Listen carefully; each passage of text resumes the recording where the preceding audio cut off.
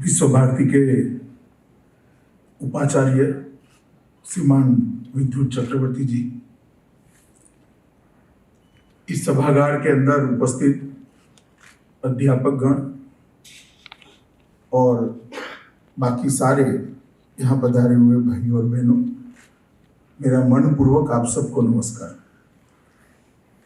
अभी जैसे विद्युत चक्रवर्ती जी ने बताया कि विश्व भारती 100 साल पूरे करने जा रही है और 1 साल तक विश्व भारती इसके अलग अलग कार्यक्रमों का आयोजन करेगी। मैं चक्रवर्ती जी को कहना चाहता हूं कि जब इसकी स्थापना की होगी तब भी कोई संकल्प किया होगा और आज 100 साल पूरे होने जा रहे हैं, तब भी एक आप संकल्प करिए कि बंगाल के अंदर विचार परिवर्तन और ये जो अभी इन्होंने जिक्र किया, इस तरह की घटना कम से कम शांति निकेतन के साथ न हो। इस प्रकार की पूरे बंगाल के अंदर शांति निकेतन से विचार उठे और पूरे बंगाल के अंदर गुरुवर्य टैगोर का विचार फिर से एक बार नवपल्लवित होकर निकले, ये विश्व भारती ने संकल्प लेना चाहिए। आज मेरे लिए बड़ी सौभाग्य की बात है, देश और विदेश के और विशेषकर भारतवर्ष के एशिया खंड के सभी लोगों के लिए गुरुवर्य टैगोर, शांति निकेतन और विश्व भारती हमेशा सम्मोहन के केंद्र रहे। वो अपने आप की ओर सबको खींचते हैं, आकर्षित करते हैं। और आज मेरा सौभाग्य है कि बहुत देर से मगर आज मुझे यहाँ आने का सौभाग्य मिला और आप सभी ने मेरा बहुत अच्छे से स्वागत किया। रविंद्र संगीत के कार्यक्रम से भी मन और आत्मा दोनों को शांति मिले, इस प्रकार से बहुत अच्छा परफॉर्मेंस भी देखा। इसलिए मैं उपाचार्य जी और सभी लोगों का मन से साधुवाद देता हूं और आप सबका धन्यवाद करना चाहता हूं। ये जो बांग्लादेश भवन है, इसका अभी अभी हमारे प्रधानमंत्री जी ने लोकार्पण किया था और गुरुदेव टैगोर ही एक ऐसे व्यक्ति हैं विश्व भर के अंदर जिनकी 2 रचनाएं 2 देश के राष्ट्रगान के रूप में सम्मानित हुई और कोई ऐसी व्यक्ति नहीं है, एक ही कवि की 2 रचनाएं 2 अलग अलग देशों के राष्ट्रगान के रूप में सीमित। ये बहुत बड़ी बात है। विचार का, संस्कृति का, संस्कार का, कला का दायरा कितना बड़ा है वो इससे साबित करता है। वैसे बंगाल ने हमेशा से इस देश की सांस्कृतिक विरासत की बात हो, इस देश की कलाओं की परंपरा की बात हो, इस देश में नई सोच को पल्लवित करने की बात हो या आजादी की लड़ाई हो, हर क्षेत्र के अंदर बंगाल देश से 50 साल आगे रहा है और ढेर सारे बंगाल के सपूतों ने भारत को आगे बढ़ाने के लिए और विशेषकर 19वीं सदी में जो एक नव जागरण हुआ, इसमें बहुत बड़ा योगदान बंगाल के ढेर सारे सपूतों का रहा। चाहे वो राजा राम मोहन राय हो, चाहे बंकिम चंद्र चट्टोपाध्याय जी हो, श्री अरविंद हो, विवेकानंद हो, रामकृष्ण परमहंस हो, चैतन्य महाप्रभु हो, स्वामी प्रणवानंद जी हो, सुभाष बाबू हो, अनेक लोगों ने अनेक क्षेत्र के अंदर भारत की विरासत को समृद्ध करने का काम किया और वो आकाश गंगा का एक महत्वपूर्ण तेजस्वी ताला गुरुवर्य टैगोर थे। गुरुदेव टैगोर की विचार का प्रभाव और उनके व्यक्तित्व की महानता इस बात से भी जानी जाती है कि आजादी की लड़ाई के अंदर इस देश के 2 महापुरुषों के बीच में विचार का बड़ा मतभेद था, महात्मा गांधी और सुभाष बाबू। मगर ये दोनों गुरुवर्य टैगोर से प्रेरणा लेते थे ये दिखाता है कि इनके विचार की व्यापकता कितनी थी। चाहे सोच कोई भी हो, कोई भी समस्या हो, इसका समाधान टैगोर के विचार से मिलता था। और गुरुदेव के विचार ने आजादी के आंदोलन को भी एक बहुत बड़ी गति दी। और महात्मा गांधी का भारत की आत्मा को पहचानने का जो प्रयास था, वो प्रयास अगर महात्मा गांधी और गुरुदेव के बीच में संपर्क ना आता तो कभी समाप्त न होता। भारत की आत्मा को महात्मा समझ पाए, इसका एक ही कारण है कि गुरुदेव के वो संपर्क में थे, बार बार शांति निकेतन में आते थे। गुरुदेव नहीं रहे तब भी आए, चाहे वो सशस्त्र रास्ते से आजादी लेने वाले लोग हो, चाहे अहिंसक आंदोलन से आजादी लेने वाले लोग हो, सब शांति निकेतन को अपना प्रेरणा स्थान मानते थे। जैसे अभी उपाचार्य जी ने बताया कि दिसंबर 1921 में विश्व भारती की स्थापना हुई, मगर उसकी शुरुआत तो 1901 में एक बहुत छोटे से उपक्रम से हुई, ब्रह्मचर्य आश्रम के रूप में हुई। वो 1901 से आज तक की पूरी यात्रा, वो यात्रा भारत के समाज जीवन के अंदर, भारत के कला जीवन की यात्रा को, भारत की संस्कार यात्रा को बहुत बड़ा योगदान देने वाली यात्रा रही है। और सबसे बड़ा योगदान भारत की शिक्षा पद्धति को एक आधारभूत विचार लेने का काम ये शांति निकेतन ने और विश्व भारती ने किया है। हमारी मूल शिक्षा पद्धति, जिसमें कहीं भी कुछ भी संकीर्ण नहीं था। जब गुरुदेव ने शिक्षा पर अपने विचार रखे तब कहा कि शिक्षा का काम ही ये होना चाहिए, उद्देश्य ही ये होना चाहिए कि संकीर्णता की सभी बेड़ियों को तोड़कर व्यक्ति को अभय बना दे, उसके विचारों को खुला कर दे, और उसका सर्वोच्च ध्येय होना चाहिए कि वो यथार्थ के समीप चला जाए, अपने अंदर के मानवी को वो इतनी ऊंचाई पर ले जाए कि इसके लिए देश की सीमाएं, भाषाओं की मर्यादा, संस्कृतियों के बंधन कहीं पर न दिख पाए। इस प्रकार का शिक्षा का मूल उद्देश्य होना चाहिए। आज देश भर में एक देश उद्देश्य की परिपूर्ति तो होती हुई नहीं दिखती है, मगर घोर अंधेरी रात में चमकती बिजली जब आती है तब एक आशा का संचार होता है। ऐसी आशा का संचार आज भी ये विश्व भारती है, और मैं मानता हूं कभी न कभी, कहीं न कहीं यहीं से ये फिर से शुरुआत होगी। और ये इसलिए ये संस्था से अपेक्षित है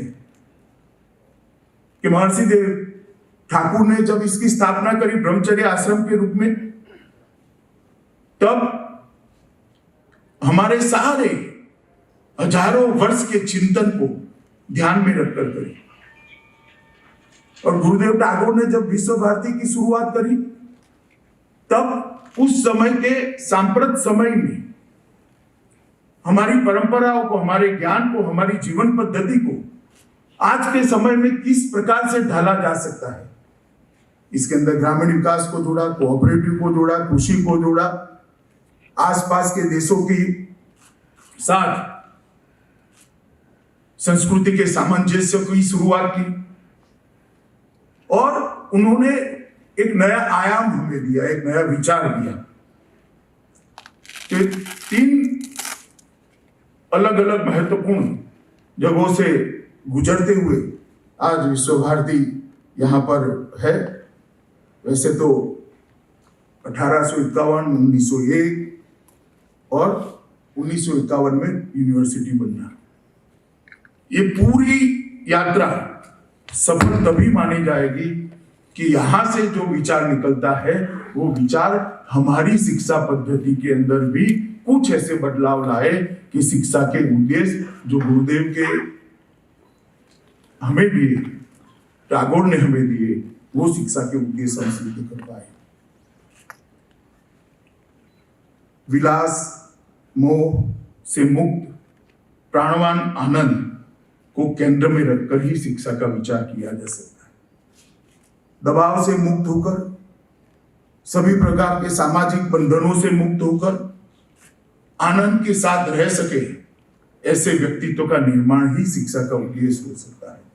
और यथार्थ को जानने की यात्रा कभी भी रुके नहीं, ऐसे विद्यार्थी को भी निर्माण करना ही शिक्षा का उद्देश्य हो सकता है। गुरुदेव के जीवन से हमने ये भी सीखने की जरूरत है कि गुरुदेव ने अंत तक अपने अंदर का विद्यार्थी को मरने नहीं दिया। कोई व्यक्ति 70 साल की उम्र में चित्रकला की शुरुआत करता है और अपने देह त्यागने से पहले 3000 से ज्यादा अच्छे पेंटिंग समाज को देकर जाता है। वो बताता है कि उनके अंदर का विद्यार्थी अंत तक जीवित था। और यही शिक्षा का उद्देश्य है। शिक्षा कोई कालखंड के साथ, जीवन के एक छोटे हिस्से के साथ जुड़ी नहीं होनी चाहिए। शिक्षा जीवन के आखिरी सांस तक चलनी चाहिए। विद्यार्थी का जीवन जितना ही लंबा होना चाहिए और इसमें से जो अमृत निकलता है वो ही समाज को आगे ले जाता है। एक और तो विश्व भारती के माध्यम से भारतीय धर्म, दर्शन, साहित्य, संगीत, कला, उसके संरक्षण और संवर्धन की यहां पर व्यवस्था की गई। और जो हमारे वेदों का मूल मंत्र है, विश्व बंधुत्व का मंत्र, वो मंत्र को ध्यान में रखकर यूरोपियन और बहुत सारी देशों की भाषाओं को, साहित्य को, वहां के धर्म को, दर्शन को हमारे साथ सामंजस्य बनाने का भी यहाँ पर एक माहौल बनाया गया, एक व्यवस्था खड़ी की गई। और हमारा मंत्र सर्वे भवन्तु सुखिनः, सर्वे भवन्तु निरामय, इसको चरितार्थ करने के लिए एक रास्ता प्रशस्त करने का काम गुरुदेव ने किया। चीनी संस्कृति, चीन की भाषा के अध्ययन के लिए 1937 में यहाँ पर शुरुआत की गई। हिंदी की भाषा के लिए भी यहाँ पर शुरुआत की गई। मैं मानता हूं ये उनकी दूरदृष्टि को बताता है। गुरुदेव कबीरदास और बाउल गायक लालन शाह से हमेशा प्रभावित रहे। और आप कबीर और बाउल गायक ललन शाह के व्यक्तित्व को समझेंगे तो जाति, धर्म, वर्ण इससे ऊपर उठे हुए लोग थे। उन्होंने हमेशा व्यक्ति की योग्यता को महत्व दिया। व्यक्ति कहां से आता है, कहां से आया है, इसको कभी महत्व नहीं दिया। और एक महत्वपूर्ण मानवता का संदेश गुरुदेव ने यहीं से आगे बढ़ाया। गुरुदेव हमेशा मानते थे कि भारतीय इतिहास को भारतीय दृष्टिकोण से देखना चाहिए।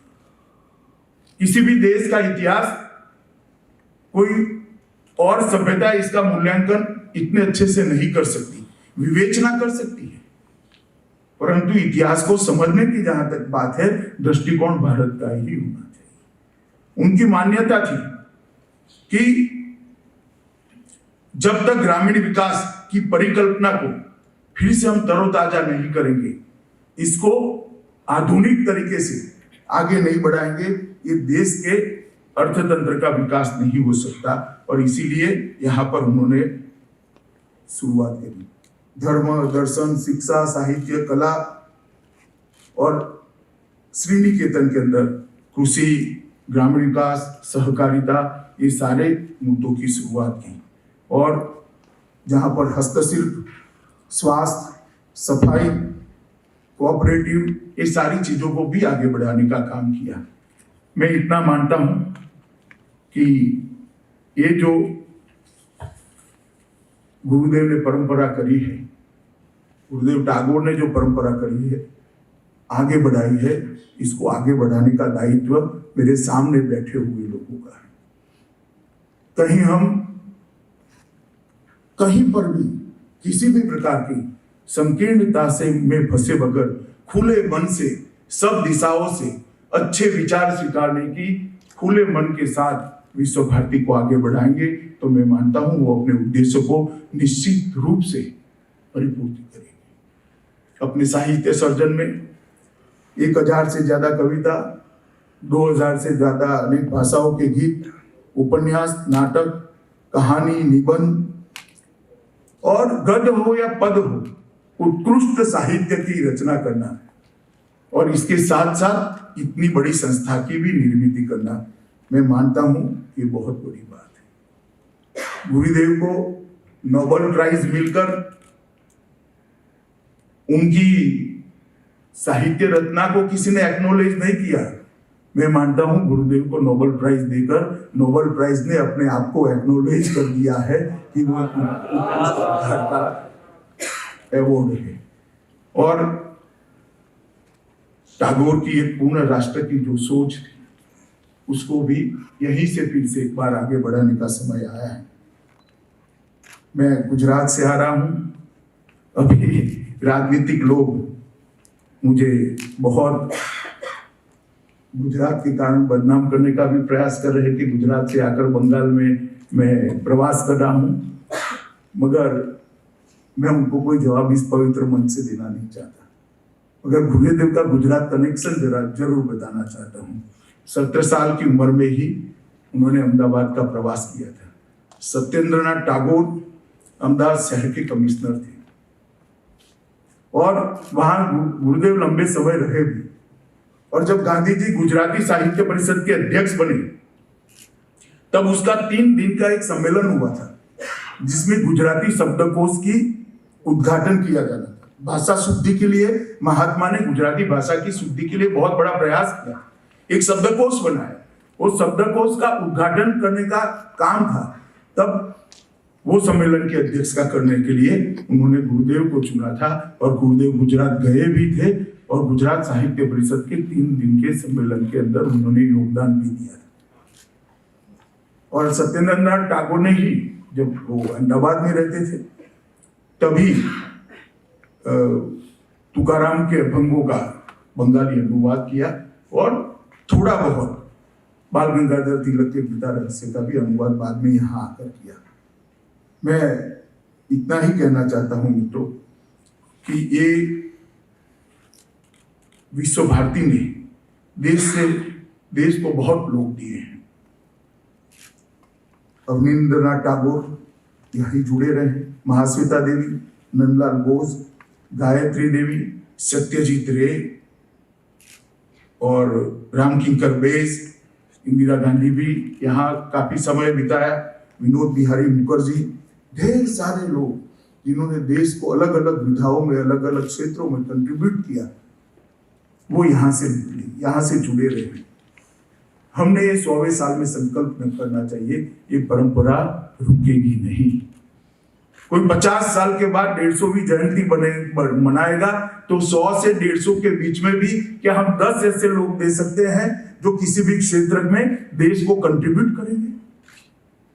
टैगोर के विचार को देश भर में इंस्टीट्यूशनलाइज करेंगे, टैगोर की विचारों की ऊंचाई को समाज जीवन का, हमारे विचार प्रवाह का एक हिस्सा बनाएंगे। करने को तो कोई भी कर सकता है, मगर विश्व भारती से ज्यादा उपयुक्त स्थान ये काम करने के लिए और कोई नहीं हो सकता। आप सबको मैं कोई उपदेश देने यहां पर नहीं आया हूं ना, मेरी योग्यता है। मैं विश्व भारती के लिए शायद ही कुछ कर पाया हूं। आप लोग यहां पर बहुत कुछ करते हो, परंतु मेरा मानना है कि हमने सभी प्रकार के विचारों को, अलग अलग प्रकार के विचारों को त्याग कर विश्व भारती के स्थापना का जो उद्देश्य है, इसके आधार पर फिर से एक बार विश्व भारती को 100वें साल के बाद आगे बढ़ाने का संकल्प इस 100वें साल में लेना चाहिए, ऐसा मेरा मानना है। और मैं मानता हूं अगर ऐसा होता है तो कंट्रीब्यूशन का जो एक सिलसिला है वो फिर से एक बार चालू हो जाएगा और देश के समाज जीवन को कंट्रीब्यूट करने वाले लोग यही महान जगह से, यही संस्था से, यही टैगोर के विचार से बाहर आएंगे, ऐसी मुझे श्रद्धा है। मुझे कोई लंबी बात नहीं करनी है। आज मैं यहाँ तो मेरे मन की शांति के लिए आया था, मगर उपाचार्य जी ने बहुत मन से स्वागत किया, इसके लिए मैं उनका और विश्व भारती की पूरी टीम का हृदय से आभार व्यक्त करता हूँ और मैं ईश्वर से जरूर प्रार्थना करूंगा कि मुझे भी एक मौका मिले, कभी एक सप्ताह यहाँ आराम से रहकर टैगोर को समझने का मौका मुझे मिल जाए। इतनी ही बात करनी है। 100वें साल के लिए आप सभी को बहुत बहुत शुभकामनाएं और हृदय से साधुवाद। धन्यवाद।